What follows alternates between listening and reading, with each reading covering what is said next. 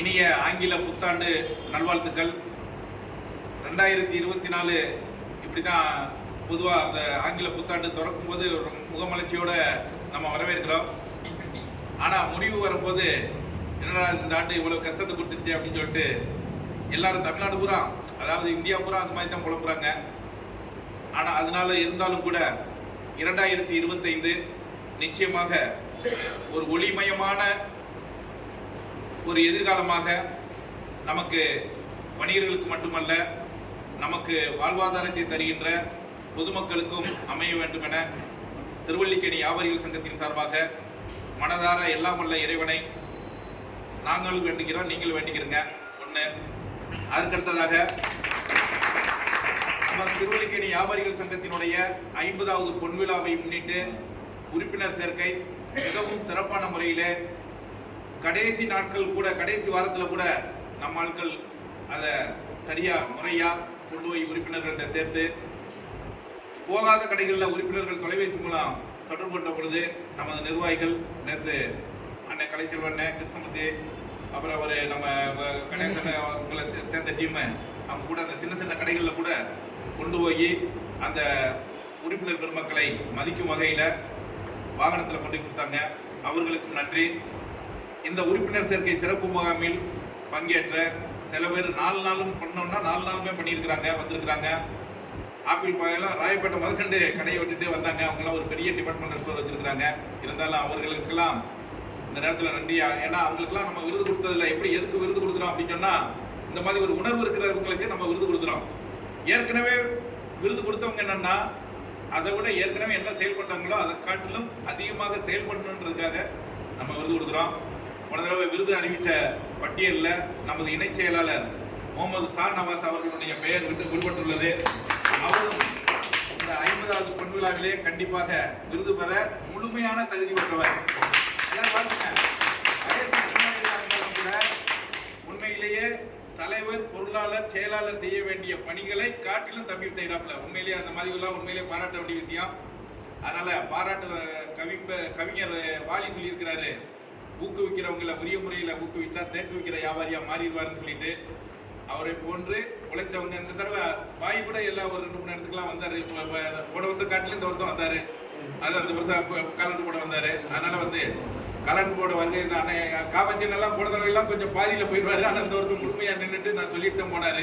அது மாதிரி எல்லாருமே தனித்தனியாக பேரை சொல்லுவது போல, தனித்தனியாக பேரை சொல்லணும்னா ஒரு நாள் விட்டுருவோம். இருந்தாலும் கூட அவர் ஹோல்சேல் கடை வச்சிருக்கிறவங்க எல்லாம், ஒரு பெரிய நிறுவனம் வச்சிருக்கிறவங்க எல்லாம் இப்போ கணேச மச்சம் வரலாம், 4 நாள் வரலாம், பிரச்சனை இல்லை. வெளிப்படையாக கிருஷ்ணமூர்த்தி அண்ணன் வரலாம், புரியுது உங்களுக்கு, முருகன் அண்ணன் வரலாம். ஆனால் கடைகள் நிறுவனங்கள் இன்னைக்கு நடத்தக்கூடியவங்களுடைய கஷ்டம் எனக்கு என்னன்றது தெரியும். நேற்று கூட தம்பி கடையில் ஆளே இல்லை, நான் போவான்னு கேட்டாப்புல. நீ போகாதப்பா, நீ தொழில பாரு. திருவல்லிக்கேணி வியாபாரிகள் சங்கத்தை பொறுத்தளவில் யாரும் ₹1 சங்கத்தில் நம்ம உறுப்பினர் நிர்வாகத்தில் இருக்கிறதுனால எனக்கு ₹1 பாதிப்புன்னு சொல்லிட்டு யாரும் சொல்லிடக்கூடாது. அந்த கட்டத்தில் இன்னைக்கு இல்லை, நம்ம என்னைக்குமே திருவல்லிக்கேணி வியாபார சங்கம் ஸ்டெடியாக இருப்போம். அந்த கட்டத்துக்கு நம்ம விட மாட்டோம். நீங்கள் உங்கள் தொழில் வணிகத்தை முறையாக பார்த்துக்கிட்டு மிச்ச நேரம் இருக்கிற நேரத்தில் நம்ம வணிகர் சங்கத்தினுடைய பணிகளை பார்த்தா போதும் அப்படின்றத நேரத்தில் இந்த 2025 உங்களுக்கு ஒவ்வொரு வருஷமும் சொல்கிறேன், இந்த 2025 உறுதியாக சொல்கிறேன். ஏன்னா இன்னைக்கு பொறுத்தளவில் அன்னைக்கு இருந்த தொழிலாளர்கள் மாதிரி இன்னைக்கு இல்லை. தொழிலாளர்கள் இன்னைக்கு உள்ள சூழ்நிலையெல்லாம் கிடையாது, நல்லாவே தெரியும். இன்னைக்கு கணவன் மனைவி நடத்துகிற கடைகள் தான் அதிகமாக இருக்கிற மாதிரி சூழ்நிலைகள் இருக்கு.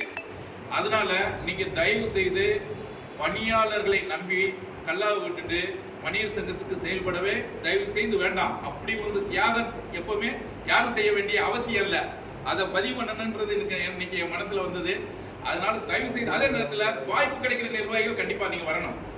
அதுல முக்கியமா அரசு துறை சார்ந்த இந்த தடவை 2 தடவை குப்பைக்கு அங்கங்கே ₹500 ₹5000 வரைக்கும் அவதார கட்டணம். அதுலேயும் முக்கியமாக ஒரு தேங்காய் கடைக்கு ஒரு ₹5000 போட்டுக்கிறாங்க. இதெல்லாம் இன்னைக்கு இப்போ கடந்த ஒரு 4 நாள் அதே வண்டி வாகனம் இருந்துச்சு. ஆனால் ஹோட்டல்களுக்கு மட்டும்தான் போனாங்க. நம்ம எதிர்ப்பை தெரிவித்தது ஸ்ட்ராங்காக தெரிவித்தோம். திருவல்லிக்கேணி வியாபாரிகள் சங்கத்தினுடைய நிர்வாகிகள் உடனடியாக தொலைபேசியில் நம்ம வாய்ஸ் மெசேஜ் போட்ட உடனே உடனடியாக 30 பேர் அங்கே நின்னதுனால என்னாச்சுன்னா, அவங்களே எனக்கு தொலைபேசியில் ஃபோன் பண்ணி இந்த பிளாஸ்டிக் கவர், தடை செய்யப்பட்ட பிளாஸ்டிக் கவர்களை பேக்கிங் பண்ணி உணவு பண்ணி கொடுக்குறாங்க, அவங்கள மட்டும் நாங்கள் ஆய்வு பண்ணுறோம், அது சட்டத்திற்கு புறம்பா இருக்கு, அதனால நீங்க அதுல தயவு செய்து நீங்க தலையிட வேண்டாம் அப்படின்னு சொல்லிட்டு, அப்படி இருந்தும் கூட நாங்க இனிமே 5000 ரூபாய் அவதாரம் விதிக்க மாட்டோம், பேசிக்கா 500 ரூபாய் மட்டும்தான் விதிப்போம் அப்படின்னு சொல்லிட்டு அதிகாரிகள் உறுதி கொடுத்திருக்காங்க. அப்படின்னா அதற்கு நீங்கள் கொடுத்த பெரும்பான்மையான கடைகளை நம்ம காப்பாத்திருக்கோம். அதெல்லாம் தைரியமா சொல்லுவோம். அதாவது திருவல்லிக்கேணி வியாபாரி சங்கத்தினுடைய செயல்பாடுகள் நீங்க என்ன நினைச்சாலும் சரி, கன்னியாகுமரி வரை பேசப்படுகிறது. திருவல்லிக்கேணி கன்னியாகுமரி வரைக்கும் உங்க புகைப்படம் பூரா பாத்தீங்கன்னா தமிழ்நாடு பூரா சுத்தும். இப்ப நம்ம பேசுறது அடுத்த நிமிஷம் தமிழ்நாடு பூரா சுத்தும். இது எதுக்குன்னா, நம்மளை பார்த்து சென்னையில, தலைநகர் சென்னையில 4-5 இடங்கள்ல மறியல் பண்ணாங்க. அதற்கு காரணம் திருவல்லிக்கேணி வியாபாரிகள் சங்கம் சொல்லிட்டு நிர்வாகிகள் எல்லாம் சொல்றாங்க. அதனால திருவல்லிக்கேணி வியாபாரிகள் சங்கம் ஒரு சரித்திர சாதனை படைக்கக்கூடிய திருவல்லிக்கேணி வியாபாரிகள் சங்கம் 50வது பொன்விழா சீரும் சிறப்பாக நடைபெறுகிறது. அந்த சீரும் சிறப்பு விழாவில் இதுவரைக்கும் நம்ம கலைவாணர் அரங்கத்தை அப்படி மேலோட்டமா பார்த்திருப்போம், பஸ்ல போகும்போது பார்த்திருப்போம், 2 வீலர்ல போகும்போது பார்த்திருப்போம், கார்ல போகும்போது பார்த்திருப்போம். உள்ள போய் அந்த சேர்ல இருக்கையில உட்கார்ந்து அந்த ஏசி அரங்கத்துல ஒரு 5 மணி நேரம் இது நம்ம விழான்னு சொல்லிட்டு உட்கார்ற முதல் விழா நம்ம குடும்ப விழா.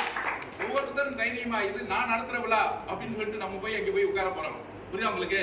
நம்ம குடும்பத்தினர் வந்து உட்கார போறாங்க. இது வரைக்கும் அரசு விழாவில் பல விழாக்கள்ல கூட அழைப்புதல் இருந்தா தான் உள்ள விடுவாங்க. அந்த மாதிரிலாம் ஒரு கண்டிஷன். நாங்களே ஒரு வாரிய உறுப்பினர் இருந்தா கூட சில முக்கியமான விழாக்கள் இல்ல, சென்சிட்டிவான விழாக்கள்ல பிரதமர் வந்து கலந்துக்கிறாரு அப்படின்னா அதுக்கெல்லாம் ஒரு அடையாள அட்டை இருந்தா தான் உள்ள விடுவாங்க. எனவே நம்ம சங்கத்தினுடைய 1500 உறுப்பினர்களுடைய குடும்பத்தினர் முதல் முறையா நம்ம கலைவாணர் அரங்கத்துல போய் இது நம்ம விழா, இது குடும்ப நடத்தல, எங்க குடும்பம் நடத்துற விழான்னு சொல்லிட்டு கண்டிப்பா வரப்போறாங்க. அவர்களை எல்லாம் இந்த நேரத்தில் 2025 புத்தாண்டுல வருக வருக என வரவேற்கிறோம். நன்றி, வணக்கம்.